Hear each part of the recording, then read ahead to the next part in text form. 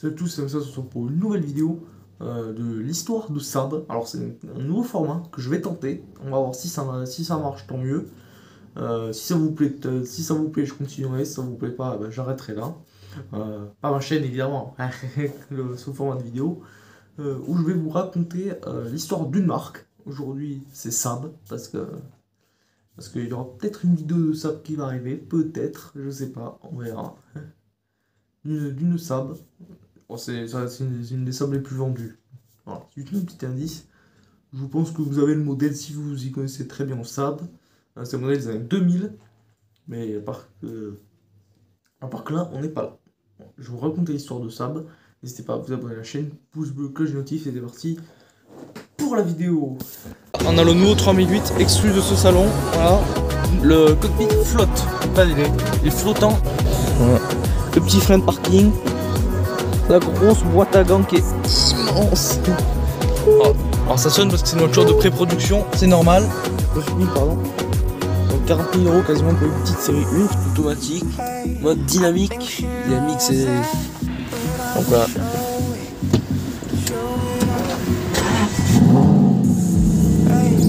RS, voilà. Voilà. Hop. Il n'y a plus toute la place, mais j'ai avancé le siège à fond aussi, c'est peut-être pour ça.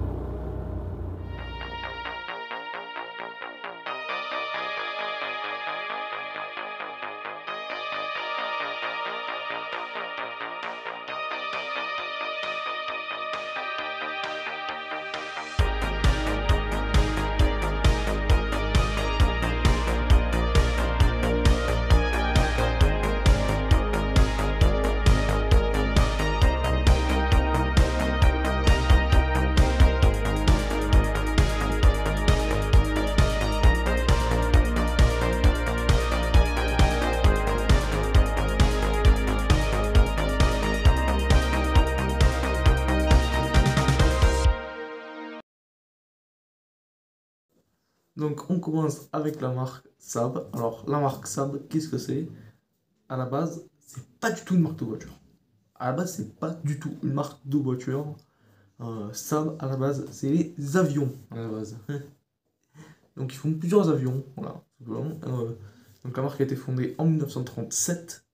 Et je pense que vous savez que 2 ans après de Seconde Guerre mondiale, qui dit Seconde Guerre mondiale dit production massive d'avions. Jusqu'en 1945. Après 1945, malheureusement, la marque n'avait plus d'avions à produire. Enfin, en tout cas, la demande était beaucoup moins forte. Autant entre 39 et 45, la demande était énorme parce que forcément la Suède, c'était dans l'Europe, machin, voilà. C'était une marque suédoise, évidemment, ça va. Et du coup, après 45, la demande d'avions était beaucoup moins forte. Donc, ça, ils se sont dit, tiens, si on fait des voitures, parce que la marque n'avait plus d'avions à produire, parce ils ont toute l'usine blindée d'ingénieurs et d'ouvriers, mais sans avions à produire. Donc, donc à la base, c'est faux parce que ça, à la base, c'est les avions. Bon, comme une petite anecdote que je vais vous raconter, lors de la première Saab, dans toute l'équipe d'ingénierie de Saab, il n'y avait que 2 personnes qui avaient le permis de conduire. 2, il y en avait. Donc il n'y avait que ces 2 gens, il y avait ces deux personnes qui pouvaient tester les voitures. Donc du coup, Saab, ils ont sorti un concept qui s'appelle la Ur-Saab, qui était une petite voiture d'après-guerre, un peu comme la Coccinelle. La Coccinelle en Allemagne, la Dodge en France par exemple, voilà, c'est ce genre de voiture-là. Avec, donc du coup, tous les prototypes étaient noirs, mais par contre, tous les modèles de série étaient verts. Parce que Saab avait acheté une quantité énorme de peinture verte pour les avions. Et à un moment, il faut utiliser la peinture, quoi. Donc il faut utiliser la peinture, forcément. Et du coup, la Saab, la première Saab qui est sortie, la Ur-Saab, en fait, vous n'avez pas le choix de la couleur. Elle était que verte militaire, là. Alors elle avait un tout petit moteur.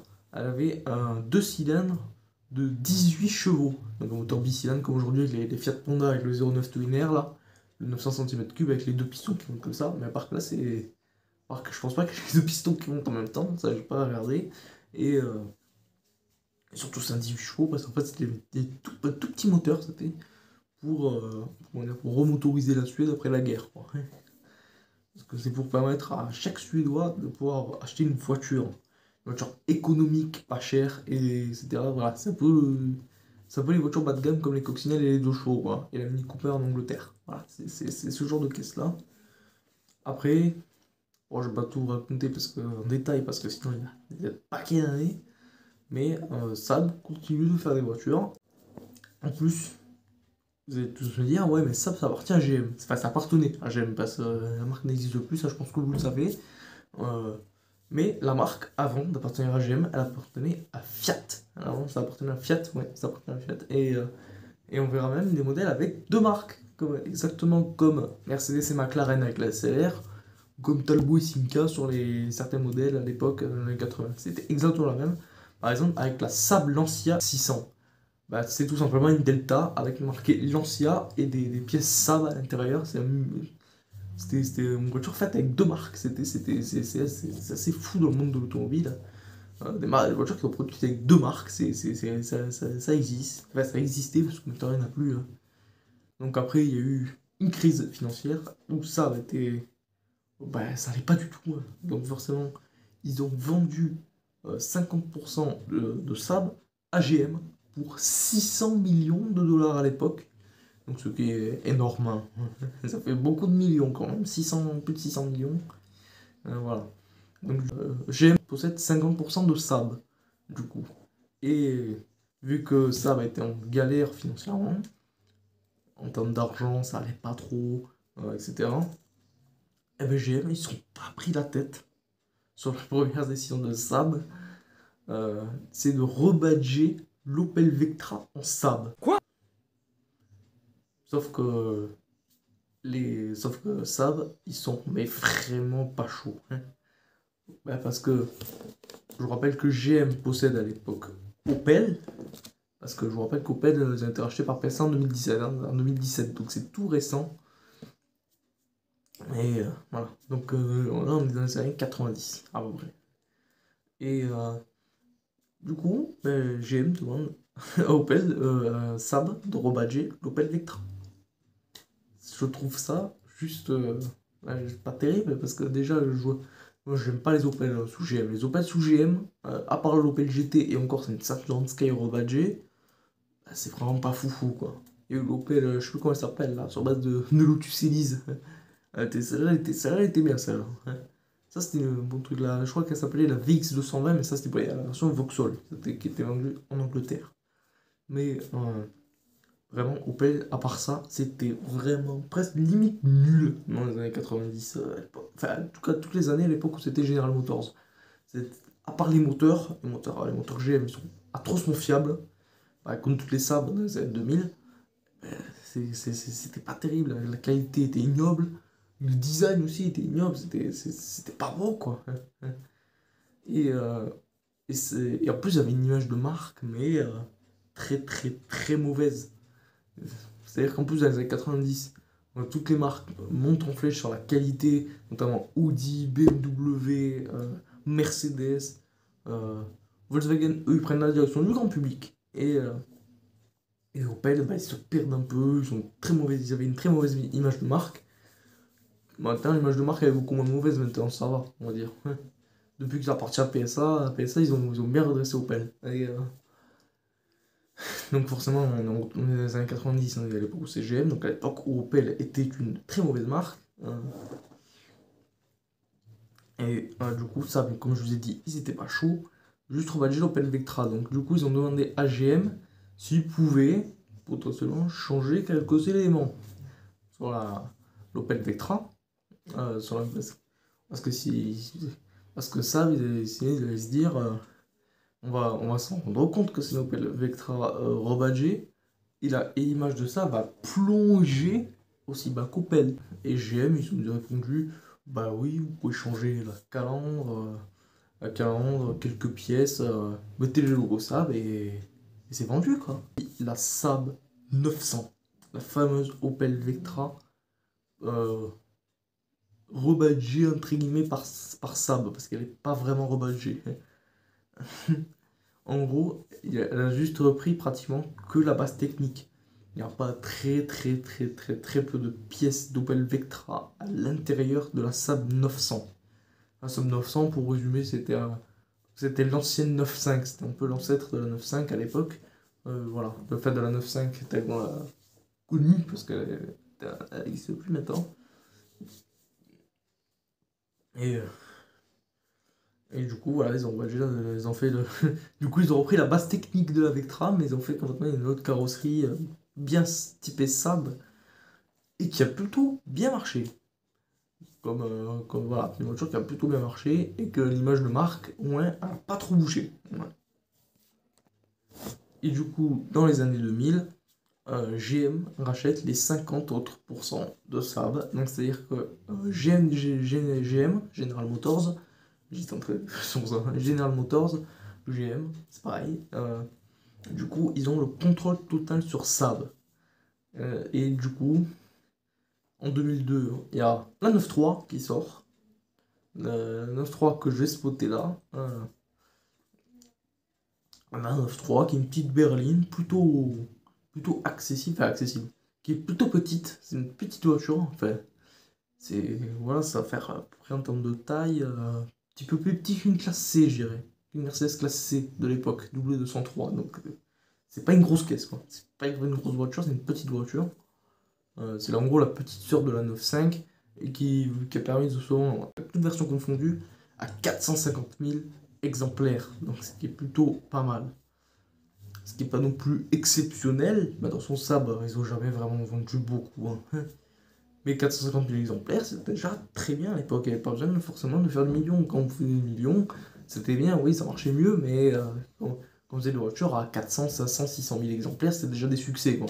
Après, il y avait sa grande sœur, la 9.5, et ouais, voilà, qui était avec les versions aéro, les versions sport hatch ou sport combi, ça dépend des versions. Ouais.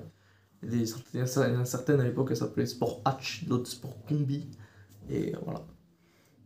La petite sœur la 9.5 des années 2000, qui était plutôt cool, elle aussi.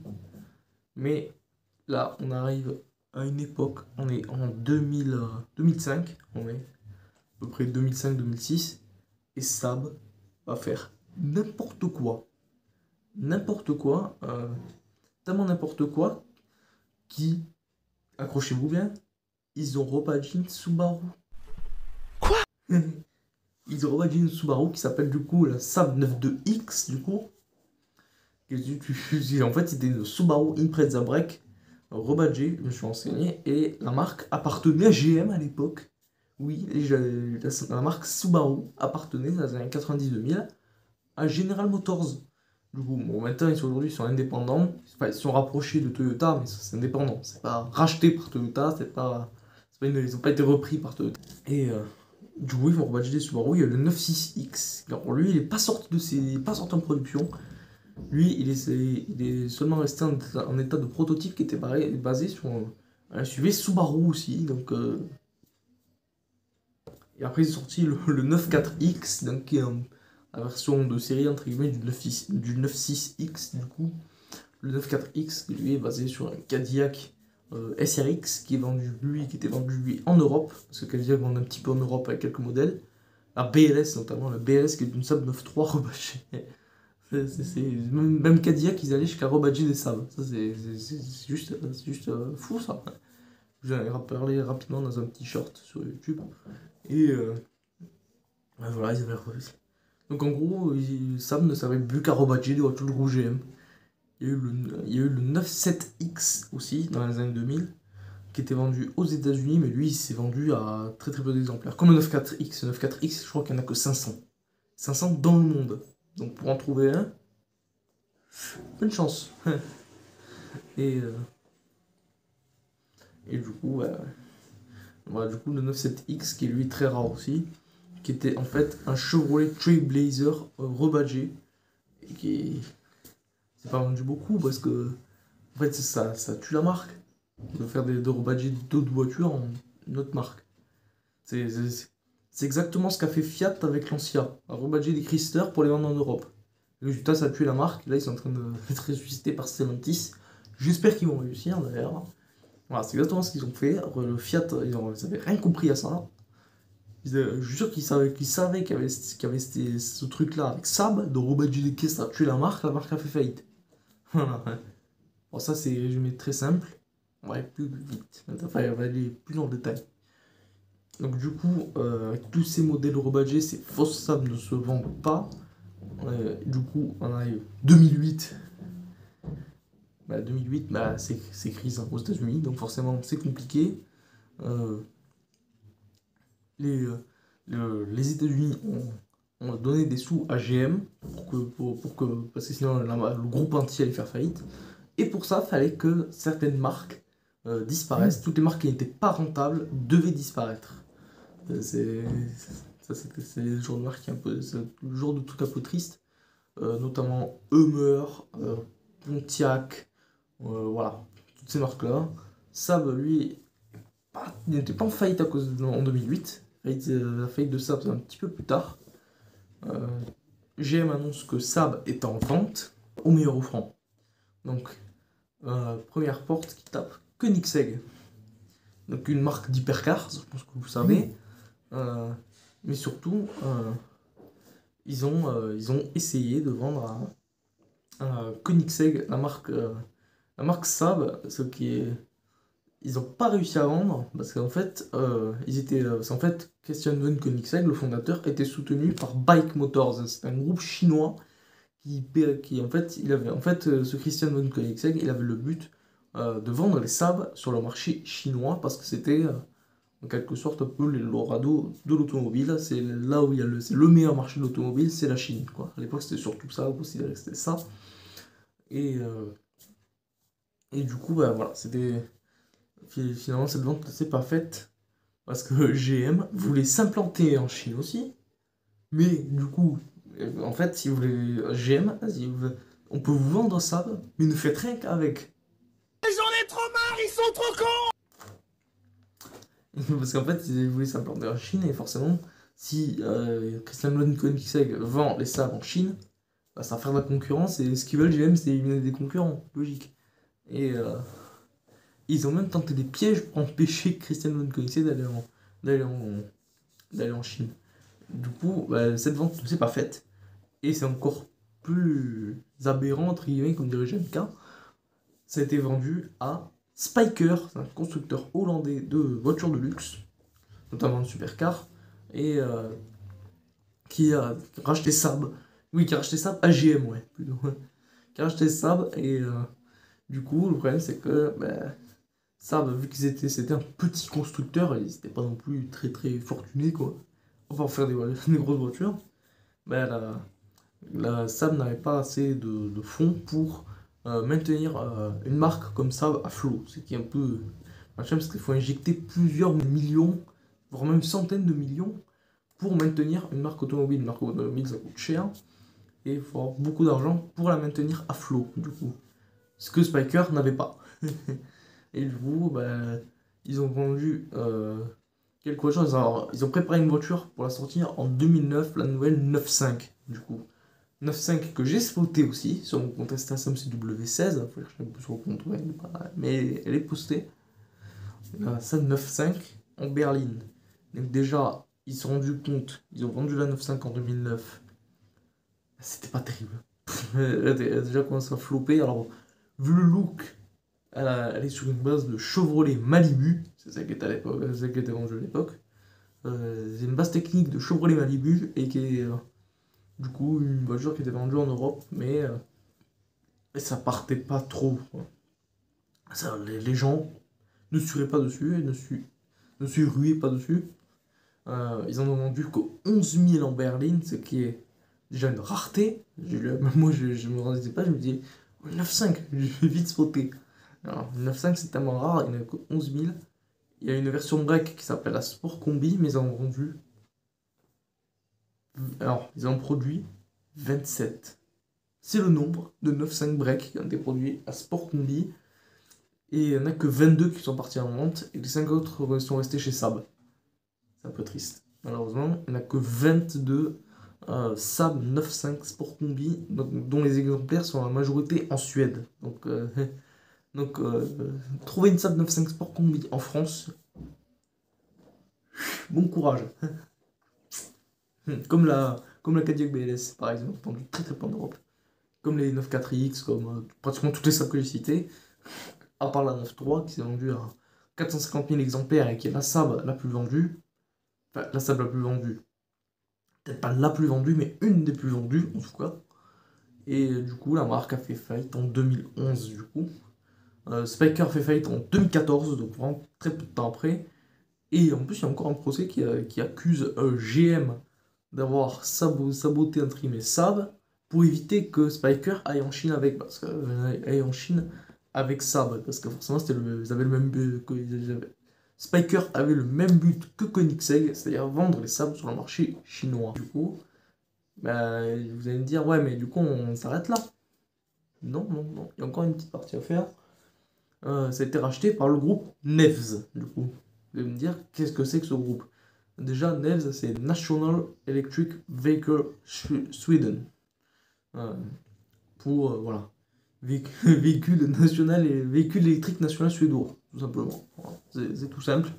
Et voilà, et du coup, leur but, c'était déjà de vendre la 9.3 électrique, qui était sous le nom Saab.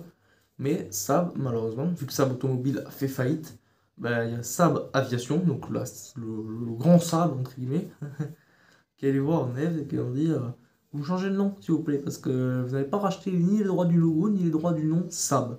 Donc forcément, ils ont dû changer le nom, parce qu'elle ne peut plus s'appeler Saab.